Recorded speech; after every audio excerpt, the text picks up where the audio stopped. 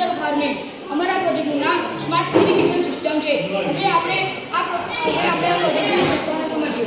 આપણે જાણીએ છીએ કે ગ્લોબલ વોર્મિંગના કારણે ખેડૂતોને ઉનાળાની સખત ગરમીમાં પણ ખેતરમાં પાણી વાળવું પડે છે, જેના લીધે ખેડૂતોને લૂ લાગવી, બીમાર પડવું, ચક્કર આવવા, બ્લડ પ્રેશર ઘટી જવું વગેરે જેવી સમસ્યાઓ સર્જાતી હોય છે। આ ઉપરાંત ખેડૂતોને ઘણી અન્ય મુશ્કેલીઓનો સામનો કરવો પડે છે। આ સમસ્યાનું નિવારણ લાવવા અમે આ પ્રોજેક્ટની રચના કરી છે। હવે આપણે આ પ્રોજેક્ટની રચના વિશે સમજીએ। સૌપ્રથમ અમે એક આર્ડિનો સર્કિટ લીધું છે, તેને વાઇબ્રેટ અને રેલી સાથે જોઈન્ટ કરી છે। ત્યારબાદ અમે એક મોનિક સેન્સર દ્વારા તેનું કોડિંગ કરેલું છે।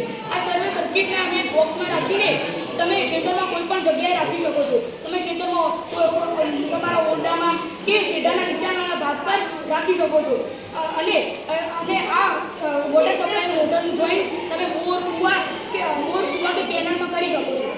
હવે આપણે આ પ્રોજેક્ટની કાર્ય પદ્ધતિ સમજીએ। જ્યારે ખેતરની જમીન સૂકી પડે છે ત્યારે મોટર કે સબમર્સિબલ પંપમાંથી પાણી આવવાનું શરૂ થાય છે।